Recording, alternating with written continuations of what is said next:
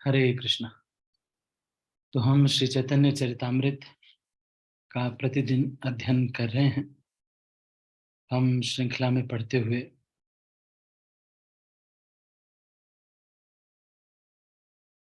श्री चैतन्य चरितामृत के मध्य लीला के 20वें अध्याय तक हम पहुंच गए हैं।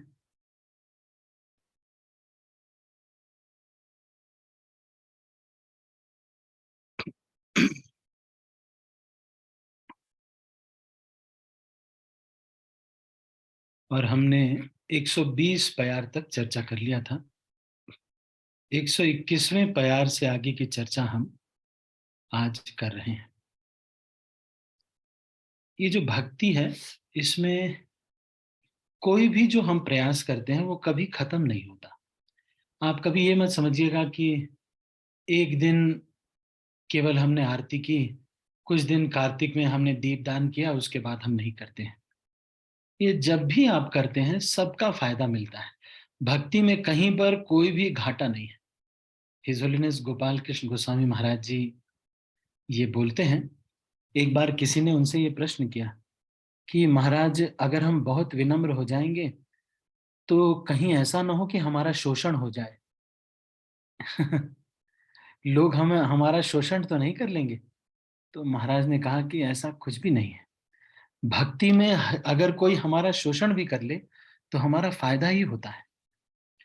इसलिए, और ये जो बातचीत है इसको किसी ने महाराज के कोट में डाला हुआ है। कभी कभी ये आता भी है कि कुछ लोग ये कहते हैं महाराज कि हमारा शोषण हो जाएगा।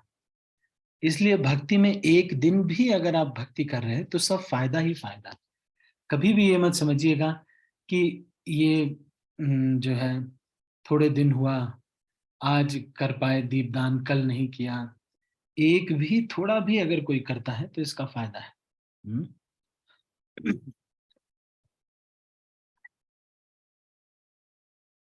तो हम श्री चैतन्य चरितामृत की मध्य लीला के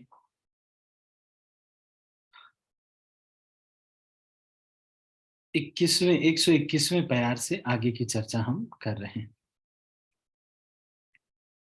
दैवी ही एषा गुणमयी मम माया दुरत्यया मामेव जे प्रपद्यन्ते माया में ताम तरन्ति ते।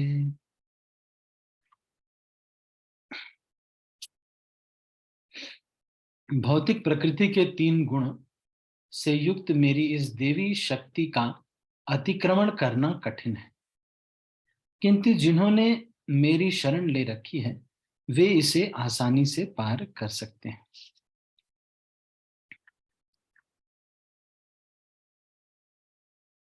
तो आप लोगों को शरण लेने का मतलब तो पता है सबको? कोई मुझे बताएगा कि शरण लेने का मतलब क्या है? What are the symptoms of शरणागति? शरण लेने के 6 लक्षण क्या है और उसमें से 2 करने योग्य लक्षण है, वो क्या है? एक्टिव और पैसिव। 2 एक्टिव हैं, बाकी 4 पैसिव हैं। शरणागति के 6 लक्षण हैं, इसमें से 2 एक्टिव हैं और 4 पैसिव हैं। एक्टिव मतलब ये सामने से दिखेंगे, पैसिव मतलब ये हृदय में रहेंगे। चारू गोपी माता जी। हरे कृष्ण प्रभु जी, दंडवत प्रणाम। प्रभु धन्यवाद। जी, आश्रय 100% आश्रित रहना और विश्वास, उन पर ही विश्वास रखना। अच्छा, भगवान पे अटल विश्वास। शरणागति के 6 लक्षण आप लोग रिवाइज नहीं करते? जो नोट्स वगैरह बनाते हैं उसको रिवाइज नहीं करते? मैंने आपको पहले बताया था पढ़ने का तरीका, एक बार है ना? नहीं, चलो मैं फिर से आपको बताता हूँ। कभी भी किसी चीज को अगर पढ़ना है तो उसका तरीका क्या है?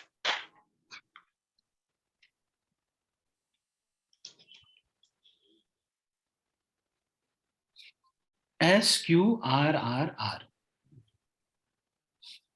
किसी भी चीज को पढ़ते हैं तो सबसे पहले उसमें हमारे समरी को हम, माता जी म्यूट कर लीजिए, चारू गोपी माता जी। अच्छा, बाकी सब भक्त लोग भी म्यूट रखिए। ये जो मैं आपको बताता हूँ, ये सब एक जगह पर नहीं मिलता है, इसलिए बड़ा वैल्यू करके इसको याद करना चाहिए।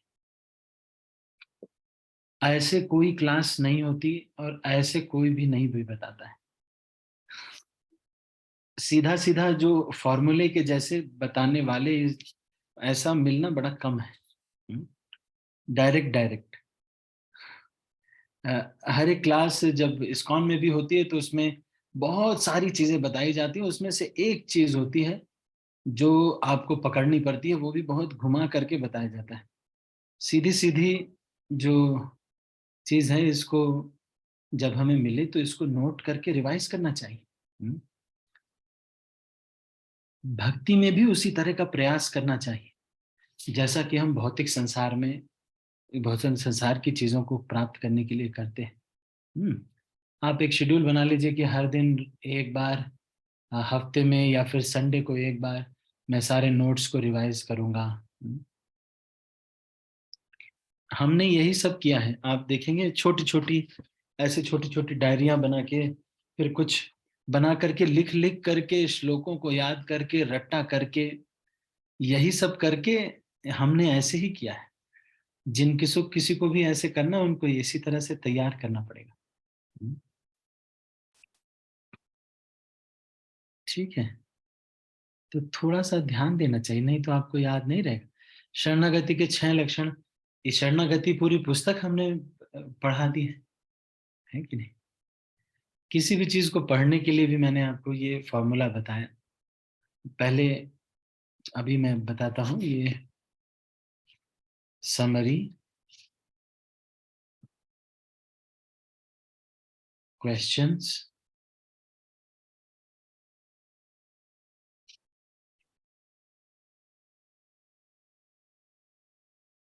Read, revise, relate, review.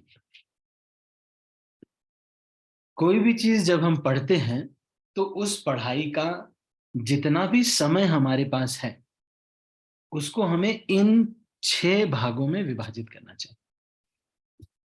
सबसे पहले हमको उसका देखना चाहिए समरी क्या क्या है, फिर उसमें क्या क्या प्रश्न बनते हैं, फिर उसको पढ़ना, उसको एक बार रिवाइज करना, उसको कुछ भौतिक पदार्थों से, आध्यात्मिक चीजों से रिले संबंधित करना, और अंत में एक बार रिव्यू करना। इस तरह से जब हम करते हैं तब, रिव्यू मतलब फिर से दोबारा उसको देखना। तो जैसे मान लो अभी आपने चैतन्य चरितमृत क्लास पढ़ ली, आपको थोड़ा सा पहले क्लास के आना चाहिए।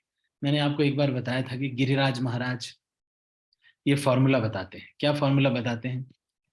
5 minutes before class, 5 minutes after class. मैं सच में कह रहा हूं, ऐसा कोई नहीं बताता है, ऐसा कहीं नहीं मिलेगा। जो मैं आप पढ़ने का तरीका, उसको याद करने का तरीका, सारा कोई नहीं बताता है। सब लोग आते हैं, लेक्चर दे के चले जाते हैं, कोई भी इस तरह से नहीं बताएगा।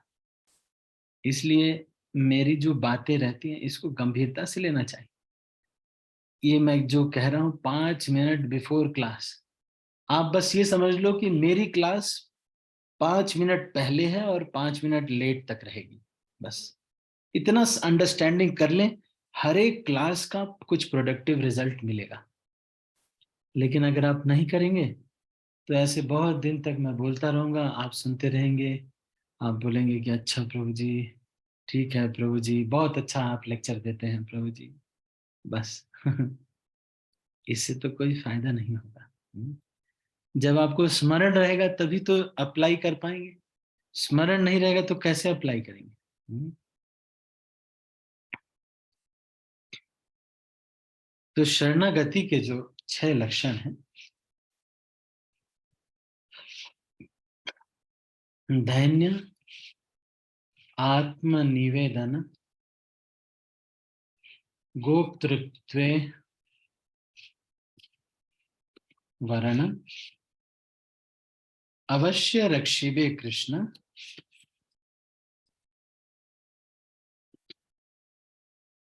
विश्वास पालन।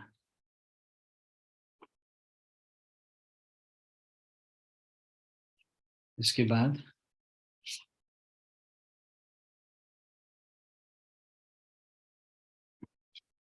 भक्ति अनुकूल कार्य स्वीकार, भक्ति प्रतिकूल भाव वर्जन। तो ये जो है शरणागति जो है उसके ये 6 लक्षण हैं, ठीक है। क्या है शरणागति के 6 लक्षण? अपने को हमेशा दीन समझना, जो भगवान के सामने या भक्तों के सामने दीन समझना। दीन समझने का मतलब क्या है? दीन समझने का मतलब है I M junior, please guide me.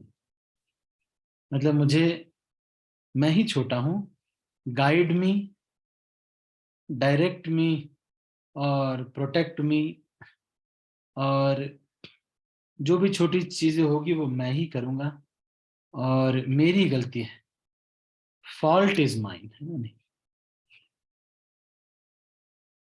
मेरी ही गलती है।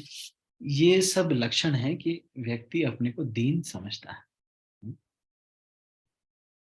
आत्मनिवेदन का मतलब जो कुछ मेरा है वो पहले आपका है, कृष्णा फर्स्ट। गोप तृप्ते वर्ण का मतलब है कि नॉर्मल डेज में मेरा भरण पोषण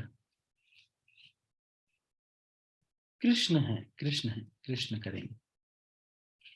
अवश्य रक्षिबे कृष्णा, ये विश्वास पालन का मतलब प्रोटेक्शन भी, अगर नॉर्मल डेज नहीं चल रहे हैं, समस्या के दिन चल रहे हैं, तो भी ऐसा नहीं कि हम इंद्र के पास चले जाएंगे या अग्निदेव के पास चले जाएंगे, कृष्ण हमारी रक्षा करेंगे। और ये 4 जो हैं ये क्या है? पैसिव है, पैसिव। और नीचे के जो 2 हैं, भक्ति अनुकूल कार्य, मात्र कार्य स्वीकार,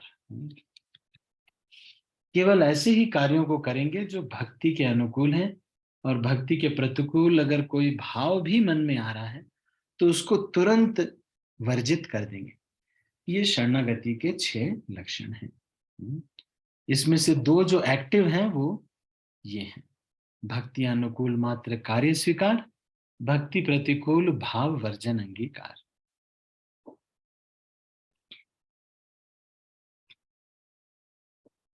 तो इसमें रिपीट करने का तो कुछ है नहीं, ये तो साफ साफ ही आपको दिख रहा है स्क्रीन में, है कि नहीं? जो भी मैं लिख रहा हूं इसका आप स्नैपशॉट ले लीजिए और इसको देखो। ये मैं जो आपको बताता हूँ अब ना जीवन बीत जाएगा इसी तरह से क्लासें करते करते। सब बहुत सारे प्रभु जी लोगों यूट्यूब में लेक्चर देते हैं, सब जगह ऐसे क्लासें करते रहेंगे, फिर भी इसको अगर स्मरण नहीं रहेगा तो इसका निधि ध्यासन नहीं हो पाएगा, अप्लाई नहीं कर पाएंगे। पहले मुझे एक बार ये बताया गया था, जन्म पृष्ठ प्रभु ने बताया था कि जब भी किसी सिद्धांत को अप्लाई करना हो तो जहां भी आप रोज बैठते हैं रहते हैं, उस प्रिंसिपल को एक चिट में लिख करके दीवार पे चिपका दो।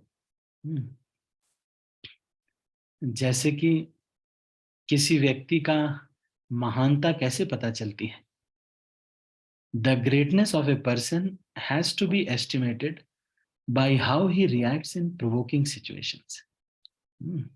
जब कोई गुस्सा दिलवाता है, जब कोई कहता है कि तुम तुम्हारी गलती है, तुमने ऐसा मेरे साथ किया, जबकि आपकी कोई गलती नहीं है, आप तो उनका भला ही चाह रहे थे।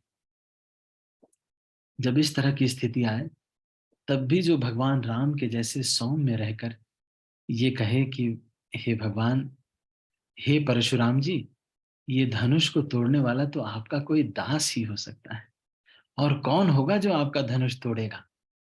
परशुराम आके कहते हैं भगवान राम से कि कौन मूर्ख जो है ये हमारे आराध्य शिव का धनुष तोड़ देता है, दिया है। तो भगवान राम कहते हैं, नाथ शंभु धनु भंजन हारा, हुई है को एक दास तुम्हारा। आप इस शंभु का धनुष कौन तोड़ सकता है? आपका कोई दास ही होगा जो तोड़ तोड़ तोड़ दिया होगा। हम्म? देखो भगवान राम कितने सौम्य हैं, कितनी भी परिस्थिति खराब हो जाती है, लेकिन भगवान राम बिल्कुल कंपोज्ड रहते हैं। तो उसी तरह से जो भी हम सीख रहे हैं, अगर उसका निधिध्यासन हम अप्लाई नहीं करेंगे, बार बार अप्लाई नहीं करेंगे, तो आपके चरित्र में परिवर्तन नहीं आएगा। और चरित्र में परिवर्तन नहीं आएगा तो बहुत दिन तक सीनियर डिवोटी बन जाएंगे, पर मन उसी तरह से उच्छृंखल सा रहेगा, कभी भी अपने फायदे के लिए ज्यादा कार्य करेंगे। जब आप अपना लोभ दिखाते हैं, मान लो जैसे कहीं मंदिर में प्रसाद बट रहा है, हलवा पूड़ी केक या फिर कुछ बढ़िया बढ़िया चीज है, तो एक भक्त होगा जो दूसरों को देने में ज्यादा रुचि लेगा, एक भक्त होगा जो अपना पैक करने में ज्यादा रुचि लेगा। जो अपना पैक कर रहा है, इसका मतलब ये है कि उसका दिल बहुत खाली खाली है, वो बहुत इनसिक्योर है, उसके कोई काउंसलर नहीं है, कोई शिक्षा गुरु नहीं है जो कि उसको शरण दे करके अपनी गोद में बैठा करके रोज सिखा रहा है।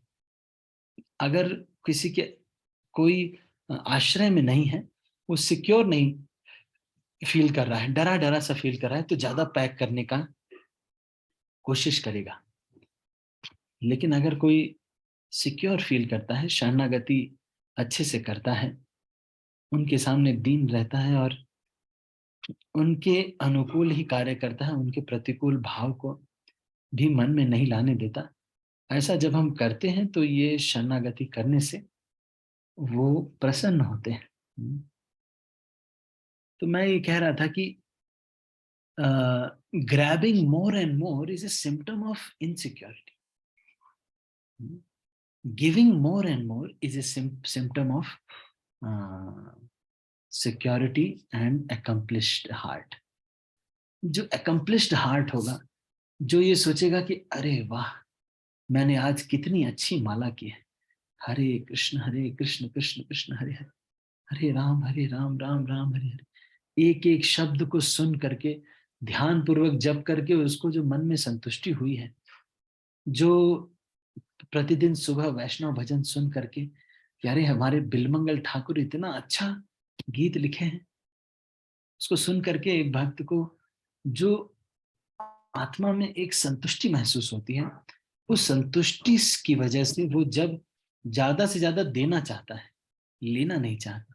इसीलिए छीनना या लेना ज्यादा, ये खाली दिल का लक्षण है, और भरे हुए दिल का लक्षण है वो देना चाहता है। इसीलिए कभी भी इस तरह का आचरण नहीं करना चाहिए। कहीं जाएं तो ज्यादा से ज्यादा अपने पॉकेट में ले ले, नहीं, दूसरों को देने का कोशिश करना चाहिए। 20-25 साल में सैक्रिफाइस कर लेना चाहिए। थोड़ा बहुत सैक्रिफाइस करने पर भक्त लोग प्रसन्न हो जाते हैं। एक भक्त हैं, वो हमेशा ही क्या करते हैं, जब भी अजन्मा कृष्ण प्रभु उनका नाम है, तो दिल्ली मंदिर में बहुत पुराने गृहस्थ हैं, और स्टार्टिंग में इतना ब्रह्मचारी का उतना था नहीं, तो वो आए और गृहस्थ बन गए। तो मेरी स्टार्टिंग की जो क्लासेस थी वो उन्होंने ही ली थी। तो मैं उनको देखता था कि कभी कभी बहुत सारा झगड़ा हो जाता था, कहीं पर बाहर के लोग अंदर आ जाते थे, मंदिर के हॉल में झगड़ा करने लगते थे, पर ये कभी भी गुस्सा नहीं होते थे। और जब ये प्रसाद लेने कहीं यात्रा इत्यादि में रहते थे,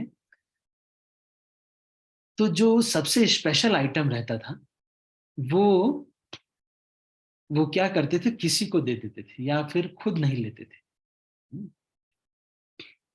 बाद में अपनी पत्नी को कह के घर में बनवा लो अपना, और लेकिन ये आदत को कल्टीवेट करना चाहिए, गिविंग नेचर को, सैक्रिफाइस करने को। नहीं तो गोलोक में ना बड़ी दिक्कत हो जाएगी। आप जाएंगे वहां पे, सब एक दूसरे के लिए सेवा करना चाहते हैं, आप जाएंगे वहां पे इकट्ठा करना चाहेंगे, चुपके चुपके चोरी चोरी सोचेंगे कब ये गोपी हटे तो ये माला मैं पहन लूं। अच्छा, ये भगवान के लिए मधुपाक कराया जा रहा है, कब ये लोग हटे तो मैं पी लूं। आदत वही रह जाएगी, इसीलिए गोलोक नहीं जा पाएंगे। सोचिए मनुष्य जीवन कितना दुर्लभ जो जीवन मिला है, वो वेस्ट हो जाएगा। इसीलिए भक्त लोगों को इन चीजों का अभ्यास करना चाहिए। इसका बार बार अभ्यास करना चाहिए, कैसे मैं अपने गिविंग नेचर को बढ़ाऊंगा।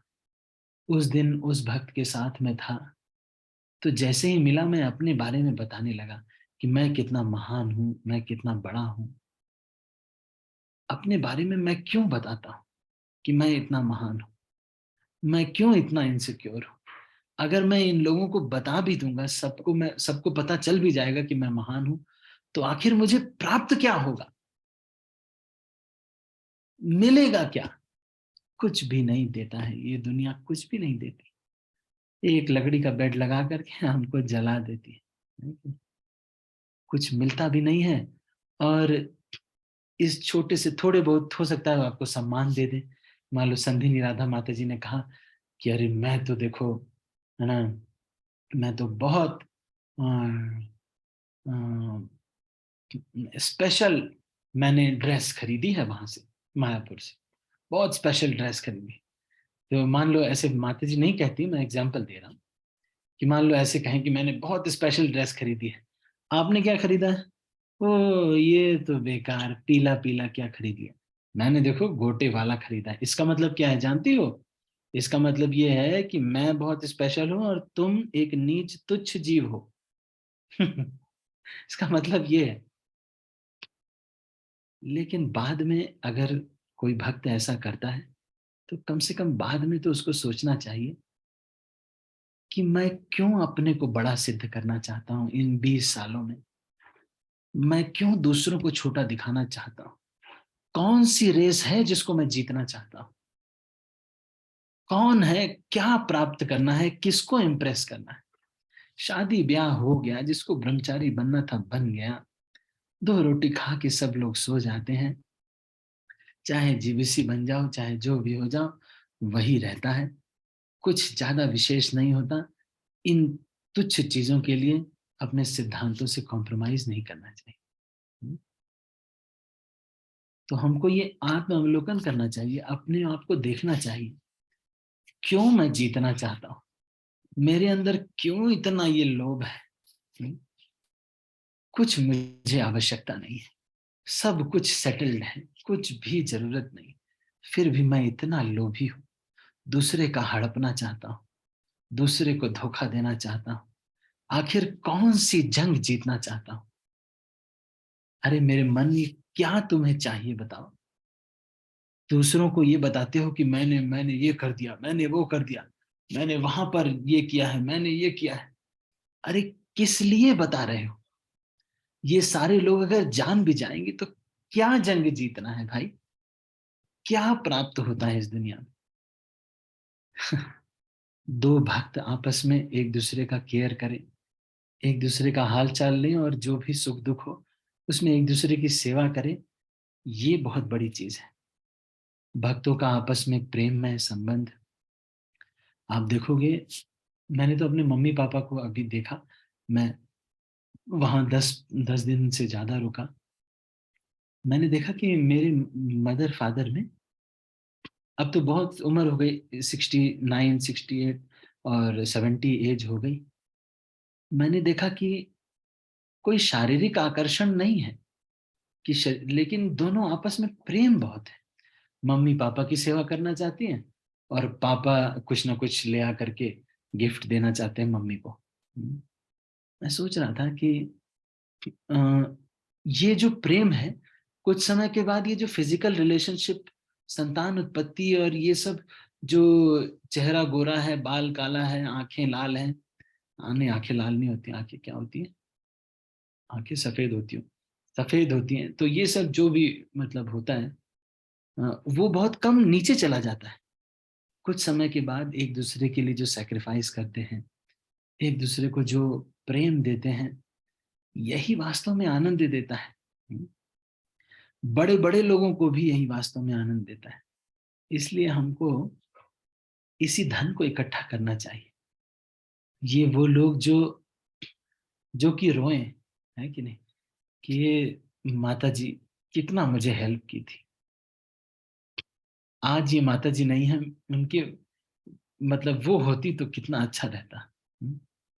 या फिर जब याद करें तो रोए सारे लोग, है कि नहीं। तो इस चीज को समझना चाहिए। ये सुख नहीं है, मैंने देखा है, सुख होता नहीं है इन सब चीजों में, है ना नहीं। वो थोड़ा सा सुख होता है, उससे कहीं ज्यादा सुख होता है जो पति पत्नी आपस में प्रेम करते हैं, केयर करते हैं, सैक्रिफाइस करते हैं। पति बिस्तर पे पड़ा हुआ है लेकिन पत्नी उसकी सेवा करती है। वो सारी चीजों में ज्यादा आनंद होता है, भौतिक जो सुख है उससे भी ज्यादा। इसीलिए अ, इन सिद्धांतों के अनुसार जीवन जीने पर हमको जो आनंद, ये ज्यादा श्रेष्ठ आनंद है ना। तो अ, आगे हम पढ़ते हैं। माया मुग्ध जीवे नाही, स्वतः कृष्ण ज्ञान, जीवेर कृपाए कैले कृष्ण वेद पुराण। तो बहुत ही महत्वपूर्ण प्यार श्री चैतन्य चरितामृत से ली जा रही है। इसमें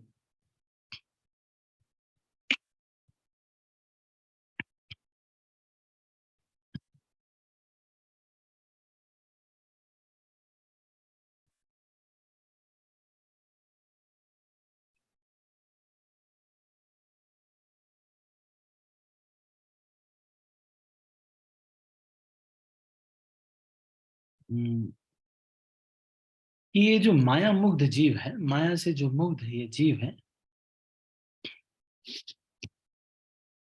बद्ध जीव अपने खुद के प्रयत्न से अपनी कृष्ण भावनामृत को जागृत नहीं कर सकते, किंतु भगवान कृष्ण ने अहेतु की कृपावश वैदिक साहित्य तथा इसके पूरक पुराणों का सृजन किया है। तो ये शास्त्रों का अध्ययन करना एक आवश्यक कार्य है। शास्त्रों का अध्ययन करना एक आवश्यक कार्य है।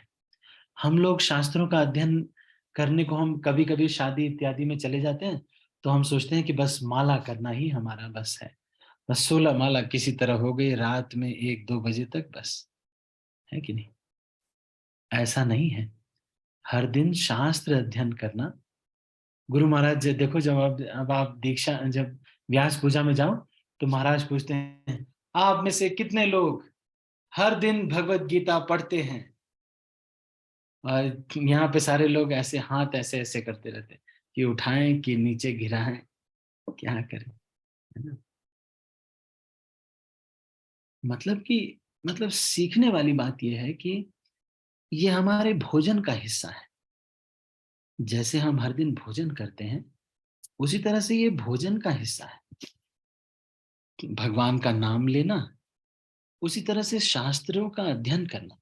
एक भी दिन अगर अब प्रभुपाद के तात्पर्य नहीं पढ़ा, किताब लेकर के तात्पर्य को नहीं पढ़ा, तो हमको लगना चाहिए कि ये दिन ठीक नहीं गया। इसीलिए हर दिन इसका कुछ ना कुछ ऐसा शेड्यूल बनाना चाहिए कि थोड़ा बहुत तो आप प्रभुपाद के तात्पर्य को पढ़ें। देखो, ये सब करके जीवन जीने में जो आनंद है, कल को अगर कृष्ण होंगे तो मिल जाएंगे, और अगर मान लो नहीं भी होंगे भगवान, तो फिर कौन सा घाटा है। इडली सांभर तो खा ही रहे हैं, बाकी लोग भी खा रहे हैं, तो इसमें कौन सा घाटा है कि नहीं। हमारा तो सांभर का भी घाटा नहीं हो रहा। भौतिक संसार में लोग यही खाते हैं, डोसा, सांभर, इडली, गोलगप्पे, वो तो हम खा ही रहे हैं ऑफर करके। लेकिन अगर कहीं कृष्ण होंगे तो ये छोटी छोटी चीजें, हर दिन भगवत गीता पढ़ना, भगवान को भोग लगाना, इन छोटी छोटी चीजों से परम भगवान कृष्ण प्राप्त हो रहे हैं, ये बहुत बड़ा सौभाग्य है हमारा।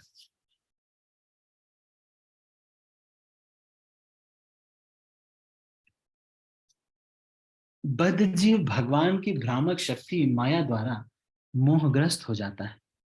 माया का कार्य ही बद्धजीव को कृष्ण के साथ उसके संबंध को भुलाए रखना है। इस तरह जीव ब्रह्म रूपी अपने वास्तविक परिचय को भूल जाता है। तो देखो, ये जो लाइन है ये बहुत ही महत्वपूर्ण लाइन है।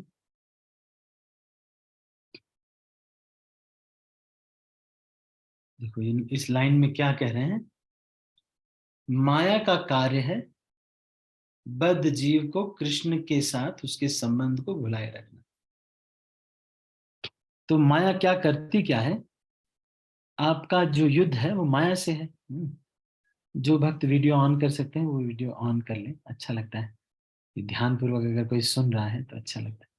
देखो माया जो है, जब भी कोई परिस्थिति, आपका क्या है, मतलब मान लो चेतन सिंह ठाकुर प्रभु है, मैं देखो अब ज्यादा सुंदर नहीं बना पाऊंगा, लेकिन जैसा भी है ना, ये हमारे चेतन सिंह ठाकुर प्रभु है, मान लो।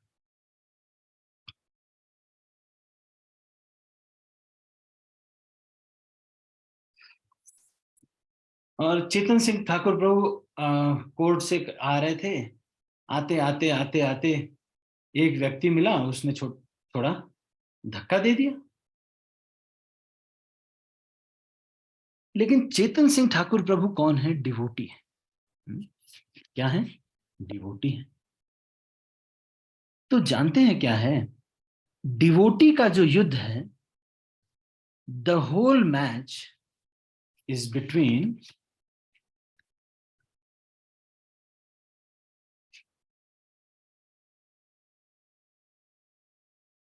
माया एंड चेतन सिंह ठाकुर प्रभु।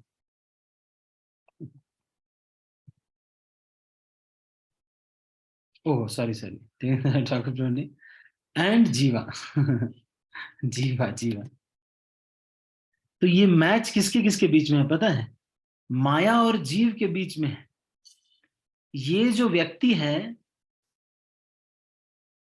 ये तो बस उसका एजेंट है, बस और कुछ नहीं। माया देवी का एजेंट है। तो अब चेतन सिंह ठाकुर प्रभु को क्या करना चाहिए, जब भी कोई घटना होती है तो समझ जाना चाहिए कि माया के द्वारा चाल है ये कोई, ये व्यक्ति से मेरा झगड़ा नहीं है, झगड़ा तो माया देवी से है, ये तो बस एजेंट बन के आया है। अब ये सोचना चाहिए कि माया क्या चाहती है। अच्छा, माया ये चाहती है कि इस समय मैं इस व्यक्ति से झगड़ा करूं ताकि मेरी 7:15 वाली क्लास मिस हो जाए। तो मैं नहीं करूंगा, अभी इनको शेड्यूल दे दूंगा, ठीक है आपसे झगड़ा करेंगे कल दोपहर में 11 बजे, है कि नहीं। आप समझ रहे हैं, जीवन में जो कुछ भी होता है, मान लो किसी सास किसी बहू को कहती है तुम कोई काम नहीं करती हो, हमेशा बस बटन दबाती रहती हो, वॉशिंग मशीन का बटन दबा दिया, मिक्सी का बटन दबा दिया, सब बटन वाला सिस्टम आ गया, तुम लोग कोई काम नहीं। हमारे जमाने में तो मसाला पीसने के लिए इतना बड़ा उखल उठाना पड़ता था, अभी पता नहीं किसने मिक्सर बना दिया है। इसकी वजह से सांस लोगों का सारा कंट्रोल ही कम हो गया है। अब मसाला पीसने के लिए कोई काम ही नहीं, बटन दबा मसाला पीस गया, ओके माँ जी हो गया। ये भी कोई बात होती है, हम थे मसाला पीसते थे। तो जब सास बहू में ये झगड़ा होता है, तो अगर बहू डिवोटी है तो उसको ये सोचना चाहिए कि सासू माँ से तो मेरा झगड़ा है ही नहीं, झगड़ा तो माया देवी से है। सासू माँ बस एजेंट है और कुछ नहीं है। सासू माँ कुछ नहीं, सासू माँ ये सोच रही, अब माया देवी ये सोच रही है थोड़ा नोक झोंक हो, घर में थोड़ा लड़ाई झगड़ा होगा, तो फिर रात में लेट तक ये डिस्कशन करेगी अपने पति से, 9:30 बजे के बाद 10 बजे तक पति से कहेगी कि तुम्हारी मम्मी ने ऐसे कहा है, बताओ, तुम्हारी मम्मी ऐसे कहती है, हैं?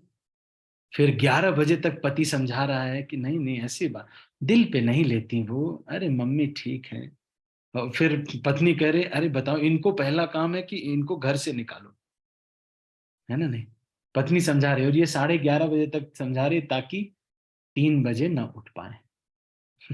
ये माया देवी की ट्रिक थी। युद्ध किसके किसके बीच में है? माया और उस भक्त जो माता जी हैं उनके बीच में। सासू माँ तो बस ऐसे ही है।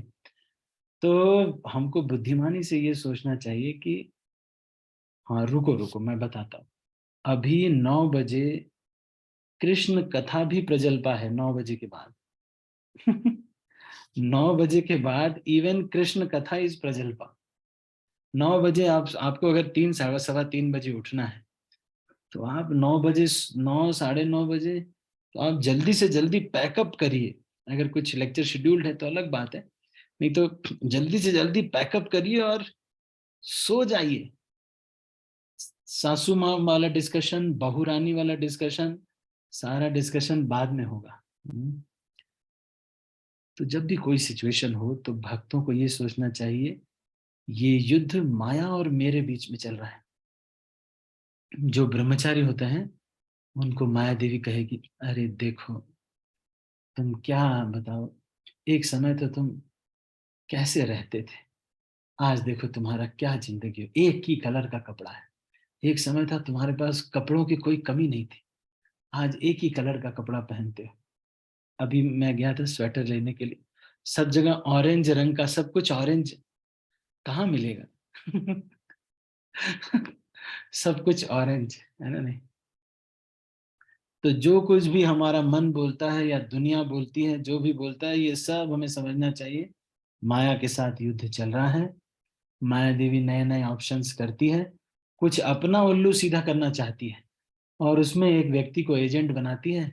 और फिर क्या होता है, बहुत दूर की मौसी जी एकदम आप सोने जाते रहते हैं तभी कॉल कर देती हैं और कहती है मौसी जी और बताओ बेटा क्या कर रही हो, आज क्या बनाया था तुमने?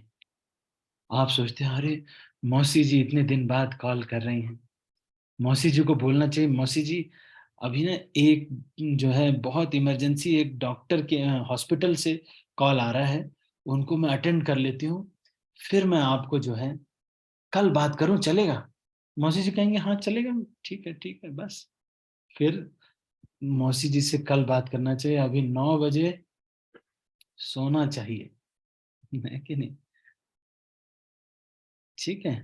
तो ये जो स्टेटमेंट है इसके ऊपर मैंने आपको बताया माया का कार्य ही बद्ध जीव को कृष्ण के साथ उसके संबंध को भुलाए रखना है। तो नए नए तरीके अपनाती है कि कैसे जो है उसका संबंध जो है भूल जाए। इस तरह जीव ब्रह्म रूपी अपने वास्तविक परिचय को भूल जाता है और वह अपनी वास्तविक स्थिति को अनुभव न करके अपने आप को भौतिक शक्ति की उपज मानता है। तो धीरे धीरे जो भक्त होता है उसके जीवन की जो प्रायोरिटी है, उसके लाइफ में जो प्रायोरिटी है, अब धीरे धीरे प्रायोरिटी कैसी हो जाती है। पहले तो वो समझता था कि आई एम फादर, मदर, है ना, या फिर मैं तेलंगाना से हूँ, है ना, नहीं तेलुगु हूँ। ये सब छोड़ करके धीरे धीरे जो भक्त होता है उसकी प्रायोरिटी होती है I am Krishna servant, Krishna Das. अब उसका पहला आइडेंटिटी ये होता है कि वो धीरे धीरे मैं कृष्ण दास हूं, ये सब मैं बाद में हूँ, पिता माता सब बाद में, मैं कृष्ण। धीरे धीरे उसका जो प्रायोरिटी है वो चेंज हो जाता है। तो इससे क्या होता है, ये जो स्टेटमेंट बोल रहे हैं वो होता है, क्या होता है, इस तरह जीव ब्रह्म रूपी अपने वास्तविक परिचय को भूल जाता है और अपनी वास्तविक स्थिति को अनुभव न करके अपने आप को भौतिक शक्ति की उपज मानता है। श्रीमद् भागवत 1:7-5 के अनुसार यया सम्मोहितो जीव आत्मानं त्रिगुणात्मकं परोपि मनुतेर्नर्थम तत्कृतं चाभिपद्यते। इस बाह्य शक्ति माया के कारण भौतिक प्रकृति के 3 गुणों से परे होने पर भी जीव अपने आप को भौतिक उपज मानता है, वो भौतिक दुखों की प्रतिक्रिया को सहता है। यह विवरण है बद्धजीव पर माया के कार्य का। अपने आप को भौतिक शक्ति की उपज मानकर, देखो हम लोग ना, सब लोग जीव हैं, तो किसी का बुरा करके, किसी को नीचा दिखा करके हमको कुछ मिलता नहीं। सब लोग, हम लोग जीव हैं। तो जब जब हमसे ये गलती हो तो क्षमा मांगना चाहिए भगवान से, और अगली बार पूरी प्रतिज्ञा करनी चाहिए कि मैं किसी की हानि के लिए कार्य नहीं करूंगा। मान लो कोई आता है और बहुत तारीफ करता है आपसे कि अरे वो पावनी ज्योति माता जी बड़ी अच्छी हैं, बड़ी अच्छी हैं, बड़ी अच्छी हैं भाई, पावनी ज्योति माता जी बहुत अच्छी। तो आपने कहा कि है, क्या अच्छी हैं, तुमको पता है? तुमको नहीं पता है रियलिटी, तुमको कहाँ पता है? हम उनके पड़ोसी थे ना, हमको मालूम है रियलिटी। सारा कचरा हमारे यहाँ फेंकती थी, हमको मालूम है रियलिटी, तुमको क्या पता है? लेकिन ये प्रसंग में हमको ये सोचना चाहिए कि मैं क्यों, अगर पावनी ज्योति माता जी महान बन ही जाए तो इसमें दिक्कत क्या है? मेरा तो वैकेंसी फिक्स है गोलोक में, मैं क्यों उनको नीचा दिखाना चाहता हूं? मैं इस युद्ध में क्यों पड़ा हूं? ठीक है, पावनी ज्योति माता जी जीत जाएं, सब दुनिया सारी जीत जाए, हम क्यों नीचा दिखाएं?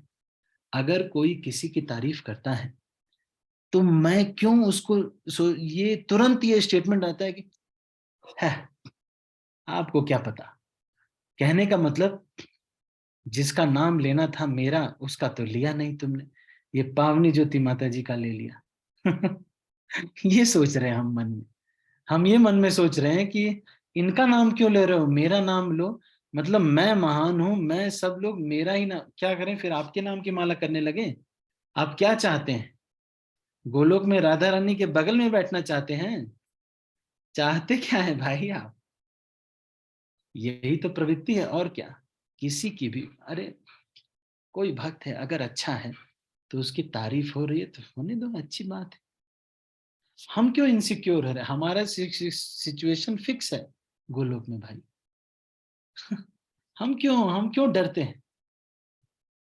इन बातों को समझना चाहिए, हमको ये सीखना चाहिए, और इतना इनसिक्योर नहीं रहना चाहिए। ये खोखला दिल जो है, दुनिया भर को भर देंगे तब भी नहीं भरेगा, सारे दुनिया के आप राजा बन जाएंगे तब भी नहीं भरेगा। हिरण्यकशिपु इसका उदाहरण है, अहोबिलम इसका प्रूफ है कि हिरण्यकशिपु थे। कोई ये कह सकता है हिरण्यकशिपु नाम का कोई था ही नहीं? जाके देखो अहोबिलम में, इतने सारे स्वयंभू विग्रह हैं, उनकी कार्बन डेटिंग करेंगे तो इतने साल पुराने वो विग्रह हैं। इतने साल पुराने विग्रह, स्वयं स्वयं प्रकट विग्रह हैं। वो क्या कह रहे हैं? वो ये कह रहे हैं कि हिरण्यकशिपु जैसा व्यक्ति जिसके पास सारा साम्राज्य है, वो भी संतुष्ट नहीं है। इसका मतलब संतुष्टि तो बस नाम करने से आएगी, हरिनाम करने से आएगी। अगर हम मोबाइल के साथ हरिनाम करते रहेंगे तो कभी नहीं आएगी। ध्यान पूर्वक जप करके देखना चाहिए एक बार, टेस्ट। मैं सही बता रहा हूँ आप, वो जो स्कूटी चलाते चलाते, ड्राइविंग करते करते जो जप करते हैं ना, उसकी बात नहीं कह रहे। एक जगह बैठ करके तुलसी महारानी के एकदम पास बैठ करके रो रो करके हरे कृष्ण कृष्ण कृष्ण हरे हरे, हरे राम आप करके तो देखो, 16 माला में इतनी ताकत आ जाएगी ना, इतनी एनर्जी आ जाएगी। दिन भर माया तो छोड़ो, आपको हर एक भक्त अच्छा लगेगा, सब कुछ अच्छा लगेगा। करके तो देखना चाहिए एक बार। हम्म, कोई करता नहीं है तो सबका दिल खाली खाली रहता है। तो फिर जब मंदिर में दोने लग जाते हैं महाप्रसाद के, तो सोचते हैं मुझे दो मिल जाए तो अच्छा रहे, क्योंकि माला ध्यान से नहीं की है, इसलिए दो तीन दोना लेना चाहते हैं। अगर माला अच्छे से किए होते तो वो दोनों वहीं रास्ते में बांट के आते। समझ रहे हैं? अरे हम लोग गृहस्थ आश्रम में जो भक्त लोग हैं, पति पति कुछ पैसा ले आ ही देता है, और पत्नी भी मान लो किसी तरह से कुछ ना कुछ रोजी रोटी चल ही रहा है। क्या, क्या भूख है? कौन सी भूख है? कोई भूख नहीं है। 40,000 मान लो, 40,000 इनकम है किसी की, है ना? नहीं, हमारे एक प्रभु जी हैं, उनके प्रभु जी वर्किंग नहीं है, माता जी वर्किंग, 40,000 माता जी कमाते हैं, उसी में बड़े सुख से रहते वो। मुझे भी अपने घर पे बुलाते हैं, बढ़िया एकदम सब कुछ, प्रभु इतना अच्छा लगता है उनके घर पे। 40,000 सैलरी, 40,000 इस कलयुग में सैलरी बहुत कम है, बहुत ही कम है। 40,000 में कुछ नहीं होता है, लेकिन 40,000 सैलरी में वो ऐसे रहते हैं जैसे राजा हो। ऐसा लगता है कि सारा कुछ उनके पास है ना? नहीं, क्यों ये अपना ज्यादा कुछ गलत नहीं करते हैं, तो इस तरह से यहाँ पर इस चीज को कह रहे हैं, इस बाह्य शक्ति माया के कारण भौतिक प्रकृति के 3 गुणों से परे होने पर भी जीव अपने आप को भौतिक उपज मानता है, भौतिक दुखों की प्रतिक्रिया को सहता है। यह विवरण है बद्ध जीव पर माया के कार्य का। अपने आप को भौतिक शक्ति की उपज मानकर बद्ध जीव भौतिक शक्ति की सेवा में कई प्रकार से लगा रहता है। वह काम, क्रोध, लोभ, द्वेष का दास बन जाता है। इस तरह वह माया का पूर्ण रूप से दास बन जाता है। बाद में मोहग्रस्त जीव मानसिक तर्क वितर्क का दास बन जाता है, किंतु प्रत्येक दशा में वह माया द्वारा आच्छादित ही रहता है। कृष्ण ने व्यासदेव के अवतार में अपने अहेतु की कृपा तथा दयावश विविध वैदिक ग्रंथों का संकलन किया है। व्यासदेव कृष्ण के शक्त्यावेश अवतार हैं। उन्होंने कृपा करके बद्ध जीवों का जागृत करने के लिए इन ग्रंथों को प्रस्तुत किया है। तो ग्रंथों का अगर हम अध्ययन नहीं करते हैं तो हमको दुख होना चाहिए। दुर्भाग्यवश आजकल असुर सारे बद्ध जीवों का मार्गदर्शन करते हैं जो वैदिक ग्रंथों को पढ़ने की परवाह नहीं करते। तो ये लोग जो है नया ही ग्रंथ निकाल देते हैं, है ना? नहीं, मेरे एक मित्र थे, वो कहीं साउथ में ही एक है, एक बाबा जी हैं, उनका स्थान है ना? नहीं, तो उस बाबा जी, वहां पे लोगों ने अपनी ही गीता निकाल दी है और अपना ही एक चरित्र ग्रंथ निकाल दिया है, और उसमें बताया कि यही बाबा जी गणेश जी हैं, यही बाबा जी विष्णु जी हैं। और ये फेक आउट करते हैं, अपना ही ग्रंथ लिख दिया है, वैदिक ग्रंथों को पढ़ने की परवाह नहीं करते। यद्यपि ज्ञान का विशाल खजाना विद्यमान है, किंतु लोग व्यर्थ का साहित्य पढ़ने में लगे हुए हैं, जो माया के पास से छूटने का कोई उपाय नहीं बताता है। तो माया से ऐसे लोग छूटते नहीं, ऐसी संस्थाओं में चले जाते हैं, वहां पर वो कहते हैं कि सब लोग पहले ऐसे करो। ऐसे करना बताते हैं, वो ऐसे करने लगते, फिर उसके बाद कहते हैं अब सांस लो। यही उनका पद्धति है। फिर दोपहर में सांस लो, रात में सांस लो, दिन में सांस लो, 24 घंटे बस यही। तो ऐसे भगवत धाम नहीं जाएंगे, ऐसे आप रामदेव लोक में चले जाएंगे, पतंजलि योग पीठ में, वहां जाकर के झाड़ू पोछा करेंगे। यही आपका अगला जन्म हो जाएगा। तो आजकल बड़ी फेक संस्थाएं भी बहुत सारी चल गई हैं। ये लोग उनको बस फीलिंग दे देते हैं कि यू आर स्पिरिचुअल, और स्पिरिचुअल कुछ होता नहीं। अभी जैसे आप लोग तो भक्त हैं, वो या कोई बात, वाइट वाइट माता जी लोग वाइट वाइट रहती है ना, वो वाइट वाइट पहनती है। उनके यहाँ मैं गया तो वो बोलते हैं कि हमारी गीता पढ़ो। हमारे ही पीपीटी से उन्होंने लिया, हमारे ही जो हमारा जो डीवाईएस का पीपीटी है, उसी से लेकर के हमें ही प्रेजेंटेशन दे रहे थे। मैं बोला अरे चोरी कर रहे, मेरे इस कान से चोरी करके वही पीपीटी तुम मुझको दिखा रहे हैं, हमारे ही से, और हमको दिखा करके कह रहे कि नीली बत्ती पे वो करो। तो ये लोग फेक आउट हैं, धार्मिक ग्रंथों को नहीं मानते, ये लोग शास्त्रों को पढ़ते ही नहीं। आम सोचने वाली बात है, हमारे वैदिक वांग्मय में 1 लाख लाख श्लोक है, आपको पता है? 1 लाख लाख वर्सेस हैं। ये ऋषि महात्मा पागल हुए हैं जो 1 लाख लाख श्लोक लिखेंगे? कौन पागल ऐसा होता है जो संस्कृत में श्लोक लिख देता है? कोई नहीं होता। ये ऋषि महात्मा पागल नहीं हुए हैं। 1 लाख लाख श्लोक अगर हैं तो सोचने वाली बात है, और ये हमसे एक भी पैसा नहीं ले रहे हैं। इससे ये सिद्ध होता है कि ये ऋषि महात्मा, हम इनका कोई स्वार्थ नहीं है। इसीलिए शिल प्रभुपाद ये कह रहे हैं कि किंतु लोग व्यर्थ का साहित्य पढ़ने में लगे हुए हैं, जो माया के पास से कोई उपाय नहीं बता छूटने का। वैदिक ग्रंथों का उद्देश्य निम्नलिखित श्लोकों में समझाया गया है। तो इसके चर्चा हम 123वें प्यार की चर्चा हम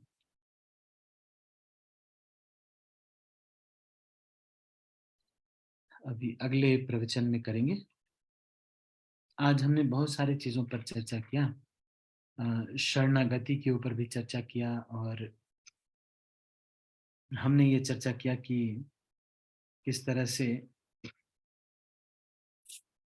भक्त की धीरे धीरे प्रायोरिटी कृष्णा वाली ज्यादा हो जाती है ना। पढ़ने का तरीका हमने बताया, क्लास अटेंड करने का तरीका आज बताया, किस तरह से 5 मिनट पहले हमको सब कुछ रिवाइज करना चाहिए और 5 मिनट बाद भी एक बार हमें रिवाइज करना चाहिए। तो एक आज जो बहुत महत्वपूर्ण बात हमने की वो ये थी कि माया देवी जो है, बीच में युद्ध जो है भक्त और माया देवी के बीच में है। जो भी लोग या सिचुएशन या गाड़ियां या नौकरियां जो भी बीच में आती हैं, ये सब तो केवल एजेंट हैं बस। युद्ध तो माया देवी से है।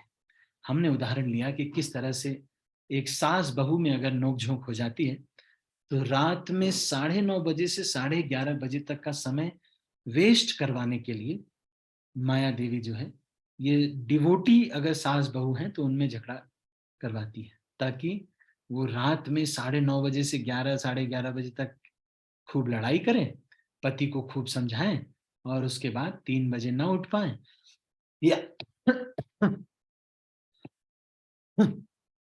उठ भी जाए तो हेल्थ खराब होगी।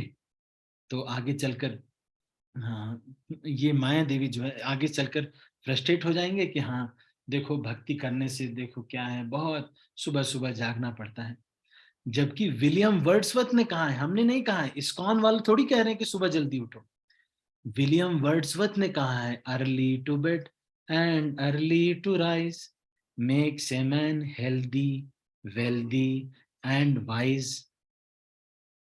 किसी को अगर स्वस्थ रहना है, धनी बनना है और विवेकशील बुद्धिमान बनना है तो सुबह जल्दी उठे। हम नहीं कह रहे हैं। लोग घर वाले कई बार कहते, इतनी जल्दी तुम उठ जाती हो, सुबह सुबह उठ करके माला करने लगती हो, ये सब नहीं करना चाहिए। उन लोगों को विलियम वर्ड्स से बात करानी चाहिए। विलियम वर्ड्सवर्थ उनको बताएंगे कि भाई सुबह जल्दी उठना, पुराने समय में सारे ऋषि महात्मा सुबह जल्दी उठते थे। किसी को तो कभी ऐसा नहीं हुआ कि अगस्त्य मुनि गए बेचारे, नदी में स्नान किए मर गए। गए, बड़ा ठंडा पानी था, गीजर नहीं था, अगस्त मुनि गए बेचारे, वहां गए स्नान करने गए और मर गए। ऐसा कभी नहीं हुआ आज तक, कभी भी नहीं हुआ। ये सब लोग जो हैं वहम फैलाते हैं। ठीक है, तो अभी हम इसको यहीं पर समाप्त करते हैं। आज हमने प्रश्न उत्तर नहीं लिया, आपके मन में प्रश्न आ रहा होगा। तो अभी क्योंकि फिर 8:30 बज जाएगा तो सब भक्तों को और भी चीजें करनी है, तो अभी हम इसको, या चलो अच्छा एक दो प्रश्न ले लेते हैं, अगर किसी का, बहुत 1-1 मिनट में लेंगे। किसी का अगर कोई प्रश्न है आपकी तरफ से तो आप पूछ सकते हैं।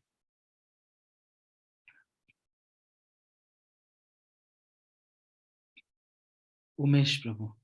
हरे कृष्णा, दंडवत प्रणाम प्रभु जी। General plan. प्रभु जी, जैसे अभी आपने बताया कि कई बार जैसे कोई भक्त को ग्लोरीफाई करता है तो हमें इनसिक्योरिटी होने लगती है। प्रभु जी, एग्जैक्टली मेरा एक क्वेश्चन ये था प्रभु जी, जैसे कई बार मटेरियल वर्ल्ड में हम लोग बहुत लोगों से डील करना पड़ता है। जैसे कोई कोई गलती कर देता है ना, या हमें समझ आ रहा है कि गलती करता है। एक होता है कि कई लोग उनको एक्सप्लेन करने का मौका देते हैं कि आपने गलती की है, चलो you can prove you are right. पर तो जी कई बार ऐसा करते हैं कि बिल्कुल ही कट ऑफ कर देते हैं उनसे, मतलब गलती एक्सप्लेन करने का मौका भी नहीं दे रहे।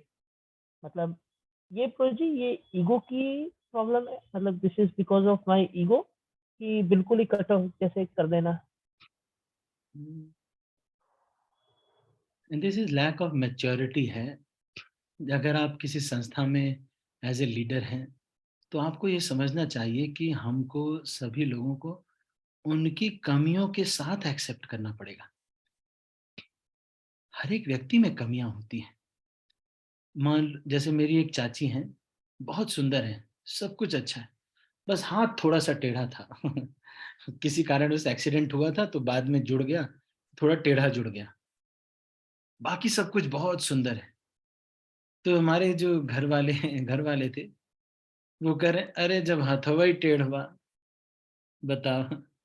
अरे हाथ ही टेढ़ा, अरे हाथ टेढ़ा इतनी गुणी है, सब कुछ अच्छा, दिखने में बहुत सुंदर हैं, कुकिंग बहुत अच्छा करती हैं, बातचीत सब कुछ अच्छा करती हैं, एवरीथिंग इज़ गुड।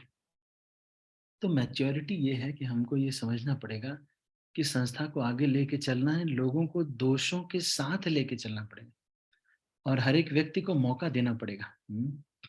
आज सुबह ही हमने जपा टॉक में पढ़ा ना कि क्षमा जो है, ये बहुत बड़ा गुण है, क्षमा करना, है ना? तो इस तरह से अवसर देना चाहिए। और भक्ति में व्हाट इज़ द लिमिट? कोई लिमिट नहीं है। सबको अवसर देना चाहिए। हाँ, लेकिन ये है कि जो लोग संस्था चलाना चाहते हैं, कई बार संस्था को बचाने के लिए कोई किसी की प्रवृत्ति बहुत गंदी है, कोई बहुत पैसे, जैसे पूना मंदिर में एक बार एक व्यक्ति था, धोती कुर्ता पहन के जाता था, सब जगह दान इकट्ठा करता था और उसके बाद उसको अपने पॉकेट में रख लेता था, घर-वर बनवा लिया, एक टाटा सूमो खरीद लिया। मंदिर के नाम पे। और फिर कलेक्शन वहीं करने लगा और बड़ा हो गया। तो फिर राधे श्याम प्रभु ने उनको बैन-वैन किया, बाद में पुलिस पकड़ के ले गई। तो इस तरह से जब कोई अगर किसी की गलती होती है, हम जब कोई बताता है, तो उनको अवसर तो देना चाहिए कि वो इम्प्रूव करें। और अपने को अगर हम अवसर नहीं दे दे रहे हैं, तो किसको लेके जाएँगे? This is all lack of maturity. Ego तो नहीं कहेंगे, क्योंकि अ, थोड़ा-सा ट्रेनिंग भी चाहिए।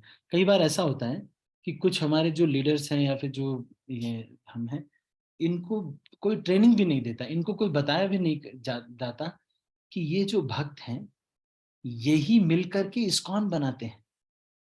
मतलब उमेश प्रभु, भार्गव प्रभु, सौम्य किशोरी माता जी, लक्ष्मी माता जी, ये सब लोग मिल कर के ही इस्कॉन बनाते हैं। इस्कॉन कोई विराट रूप नहीं है। ये समझना पड़ेगा। ये भक्त ही इस्कॉन है। We are ISKCON. इसलिए इन सबको साथ में लेके चलना ही इस्कॉन है कि नहीं? यही तो, इसीलिए हमको ये चीज़ को समझना चाहिए और उन भक्तों को अवसर देना चाहिए।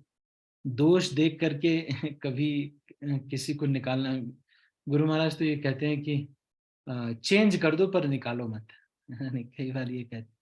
और एक बार तो ये हुआ कि एक पंजाबी बाग मंदिर की घटना है कि महाराज आए और जो टेम्पल प्रेसिडेंट थे उन्होंने कहा, महाराज ये व्यक्ति इतना पैसे चुराता है, ये करता है, ये कर रहा है, उसने ये कर रहा है, बहुत कुछ ये कर रहा है, इतना बड़ा कर दिया उसने, बड़ा कर दिया। तो महाराज कहते, क्या बड़ा कर दिया? मंदिर तो नहीं बेच दिया? महाराज बोलते, मंदिर तो नहीं बेच दिया। मतलब महाराज देखो, जब जिस मंदिर में जाते हैं तो ये एक्सपेक्टेशन इतना नीचे है। महाराज सोचते हैं कि हो सकता है कि कलयुग के जीवात्माओं ने पूरा मंदिर बेच दिया हो। और वहां हो ही ना मंदिर। महाराज देख रहे हो आप किस तरह से, महाराज का कितना एक्सपेक्टेशन लेवल कैसा है ना? तो कहने का मतलब ये है, महाराज हैं तभी देखो छोटे मोटे इधर उधर लोगों के दुर्गुण होते हैं। एक बार एक भक्त का लाल लाल मेल आया राधे श्याम प्रभु का कि हम इनको बैन कर रहे हैं, ऐसे है वैसे है, इनको निकाला जा रहा है, ये है वो है। वो महाराज के पास गए और गोपाल कृष्ण महाराज ने उनको प्रेसिडेंट बना दिया एक टेम्पल का। उनको बैन, यहाँ पे रेड कलर का मेल आया था कि भाई ये है वो है, बहुत कुछ है, और महाराज उनको वहां का प्रेसिडेंट बना दिया। उनका यूट्यूब पे लेक्चर आता है, वो वहाँ अभी बहुत फेमस है, अच्छे भक्त हैं। कुछ एक दो शब्द बोल दिया होगा अब बोला जो था वो भी मुझे पता है वैसे तो, लेकिन मतलब देखो, जैसे चैतन्य कथा प्रभु, चैतन्य कथा प्रभु खूब सेवा कर रहे हैं, बहुत सारी सेवा कर रहे हैं। एक दिन कुछ मन में आया, बोल दिया गया सनातन प्रभु की ऐसी की तैसी, भाड़ में जाएं। मान लो बोल दिया, तो उस एक गलती की वजह से चैतन्य कथा प्रभु के इतने दिन की सेवा को भुलाया नहीं जा सकता। इतने दिन जो प्रवचन सुना है, इतने दिन जो हरिनाम किया है, उसको हम नहीं भूल सकते उस एक क्षण की थोड़ी सी गलती के लिए। इस तरह से मैच्योर अंडरस्टैंडिंग होना चाहिए। इस तरह से this is lack of maturity, not of much of, थोड़ा सा लैक ऑफ ट्रेनिंग भी है ना Umesh bro? Yes Prabhu ji, understood, thank you so much Prabhu. Hare Sandhini Krishna. Radha माता जी। हरे कृष्ण प्रभु जी, धन्यवाद प्रणाम। हाँ, प्रभु जी, जैसा कि आपने बताया माया, तो माया दो, अब जैसा मैं और मेरे प्रभु जी दोनों भी भक्ति करने का प्रयास कर रहे हैं, तो हम दोनों में भी माया अटैक करती है प्रभु जी, कभी कभी हो जाता है। वो माया देवी बहुत चालाक है। आप तो छोड़ो, आप तो वो सन्यासी जो होते हैं उनके लेवल पे भी माया कहती है कि देखो तुम्हारे शिष्य कहाँ बन रहे हैं? शिष्य विष्य बन रहे हैं कि नहीं? जहाँ शिष्य बन, एक बार महाराज का ऐसा कुछ हुआ कि शिष्यों ने कहा कि ऐसे होना चाहिए महाराज, लेकिन इस्कॉन के लिए कुछ और सही था। तो महाराज ने कहा कि तुम लोग सब लोग भाड़ में जाओ।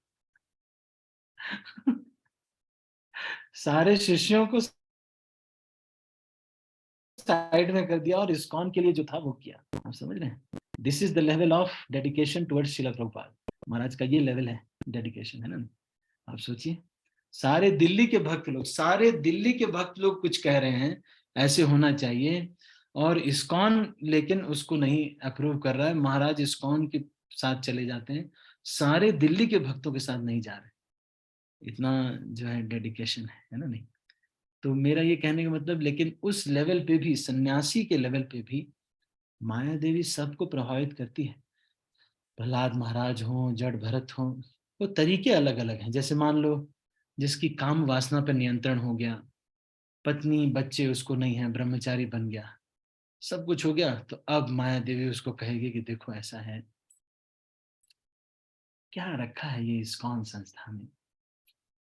कुछ नहीं। चल के एक ब्रह्मचारी थे हमारे चौपाटी के, आईआईटी बॉम्बे से ही उन्होंने वो किया, राधानाथ महाराज के उसमें गाइडेंस में, ऐसे गाइडेंस में तो नहीं थे पर साथ में ही थे, राधेश्याम प्रभु वगैरह के बैच के ही थे शायद, ऐसा। तो आईआईटी बॉम्बे से उन्होंने भी किया, ज्वाइन किया, ट्रेनिंग लिया चौपाटी में। उसके बाद उनको लगा कि यहाँ तो टॉयलेट की सेवा लगा दी गई है, एक दो लेक्चर लुक्चर हम लोग दे लेते हैं, बाकी कुछ है ही नहीं। सोचो ब्रह्मचारी जो बन गया है, ब्रह्मचारी मतलब 75% शिला प्रभुपाद कहते हैं यू आर लिबरेटेड। शिला प्रभुपाद ने अपनी किताब में लिखा है कि 75% यू आर लिबरेटेड।